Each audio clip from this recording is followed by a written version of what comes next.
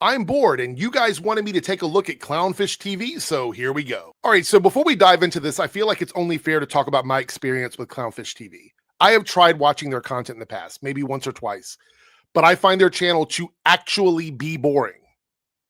Like, the channel itself bores me. When I say I'm bored and I'm looking to do something or watch something to make me unbored, that's legitimately what I'm trying to do. Clownfish TV is actually a boring channel to me personally. I think the only other channel that I've ever experienced the same amount of boredom from is maybe Yellow Flash. And there's a little bit extra oomph in Yellow Flash's content, but they're kind of skating the same line. Anyway, you guys wanted me to talk about Clownfish TV. This was voted on a poll. If you come to the live streams, I usually make a poll. And if we hit our super chat goal for the stream, the poll, I'll take the winning vote on the poll and I'll make a video about it. So that's what this is. You guys wanted to hear about Clownfish TV. So let's dive into it. Actually, let me tell you guys my criteria on this because I did this for Jester Bell where I talked about how I was going to look at the channel and stuff like that. So what we're going to do is we're going to look at the kind of content that Clownfish TV is making. Does it look harmful to YouTube and the fandoms and the communities and the algorithm? And lastly, is the channel healthy, dying, or is it dead already? We're going to look at all that. So let's go ahead and do this. All right. So Clownfish TV, gaming, arting, and geek culture. Interesting. I don't think I've ever heard arting being used before with one of these channels. 628,000 subs. That's a lot of subs. That's a lot of subs. It's bigger than most of the mid-range Chud channels. So they got a lot of subs there. Let's talk about what it says on their channel. The description: pop culture, news, views, reviews, and rants. Interesting. Talk about games, comics, anime, TV, movies, animation, and more. Hosted by, is that Neon and Geeky Sparkles? Okay. I don't think they've ever actually been on camera. You guys have to let me know if you've ever seen them on camera before. So Clownfish TV is an independent, opinionated news. Interesting. And commentary podcast channel that covers geekdom from a consumer's point of view. Opinions expressed by our contributors do not necessarily reflect the views of our guests, affiliates, sponsors, or advertisers. Clownfish TV is an unofficial, that's interesting, unofficial news source and has no connection to any company that we may cover. All right, so a couple things here. They say they cover news, right? Pop culture news, right? Independent, opinionated news. So we shifted there, right? Okay, so I mean, I don't think there's such a thing as opinionated news. I'd have to double check that. But that sounds to me like that's more of like an editorial thing. I mean, you could just say commentary. There's a reason why they keep using this word. I'll talk about that in a second. And then unofficial news. So what this tells me is you can't believe anything on their channel. If you're somebody that watches their content, you can't believe anything on their channel as being true because they have labeled themselves as unofficial news. Now, the reason why it's interesting they put news so many times on their channel is because it allows them to get into the news algorithm without actually being news. So you don't have to actually be news. Like they put news in like enough things, they will get into the news algorithm. So that's the kind of content they're making.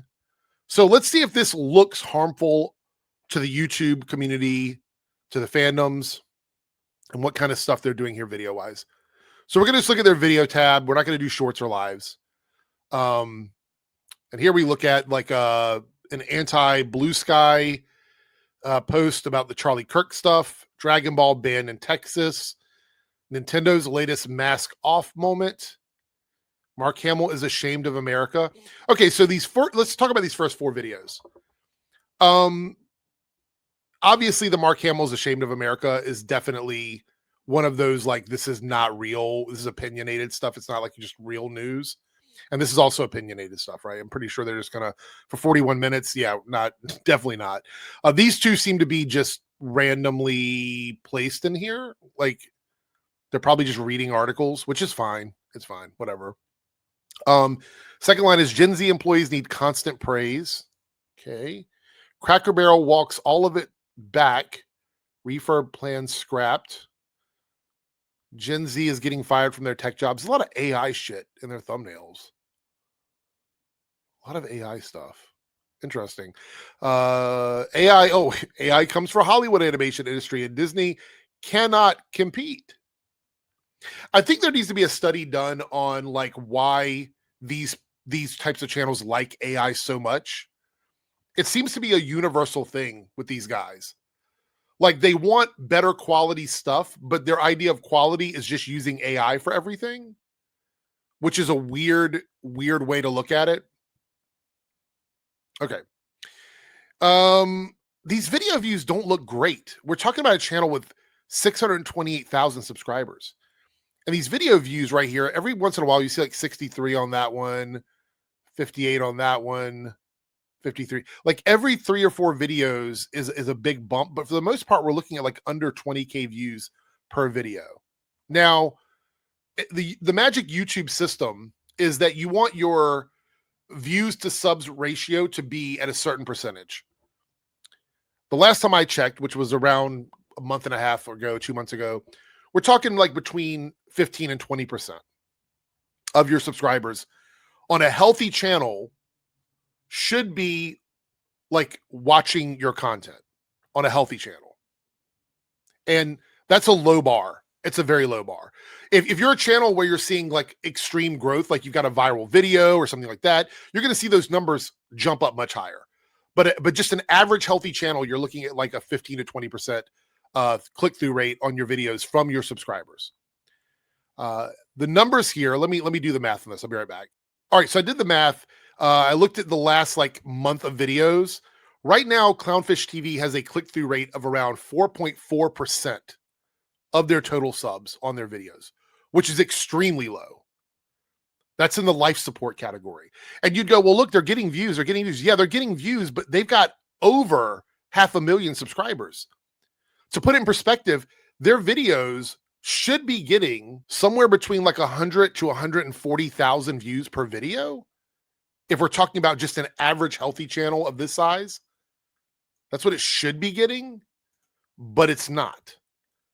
So what we're seeing here is that, and this is the channel that does upload content. It would be very dishonest for me to go, oh, well, it's a channel that primarily live streams, so their upload content sucks. No, this is a channel that uploads content multiple times a day. They're well over the threshold for content that YouTube promotes. So they're well beyond that. So this is a channel that uploads content. Like this is a ad revenue channel. That's not good. 4.4%. They should be getting, on average, with their videos, over 100K views a video based on their subscriber count. But we've talked about this before. When you see channels that upload so many videos a day, and I don't know if ClownfishTV has another channel. They might have another channel. I haven't looked into it. I know they have a website. They have an official website, ClownfishTV. We'll take a look at it over here. So they do have a website. They're probably running ads independently on this website as well. I don't know what the traffic looks like on ClownfishTV's website. I have no idea on that, so we're not even going to get into that. But the YouTube channel, it's looking a little like the channel is on life support in terms of like their overall reach on YouTube. Because I don't know, let me see where their subs were. I don't know. Let's look at last year and see where they were last year. Okay, so I went back and looked at November of last year to see kind of where they were. They were around 570,000 subscribers to where we are today, which is around what 630,000 ish, give or take. So that's up like an 8-point-something% growth between that time from about a year ago, and that's not really good. Like, it's not. Like, large channels that do viral videos should be growing at a much higher rate. Like 8 to 10% for a large daily upload channel is extremely slow. So like it's a plateauing audience situation, like low engagement, content fatigue, whatever you want to call it. So what we're seeing here is a situation where it's like the casual audience versus their loyal subscribers. Their focus is on trending news, pop culture topics, and, you know, lots of viewers probably come for specific stories, not the channel itself. So, you know, someone will see like a clickbait headline, like one of these ones here about Mark Hamill or something, or Disney, something. They'll watch that and then they'll never watch another video, even if they subscribe. And these kinds of viewers inflate views temporarily, but don't turn into regular watchers, which lowers your average sub to view ratio. Now, with 4+ view videos a day, even your diehard subscribers can't keep up with that. So they're going to start watching due to personal interest and leaving other videos unwatched, which actually hurt your channel in the YouTube algorithm. Like not watching certain videos on a channel when it shows up in the channel's in your notifications does hurt the channel. And this creates a lot of dead subs per upload. Like actually, if you look at the math, this channel is functioning at the size of a channel of around 30,000 subscribers.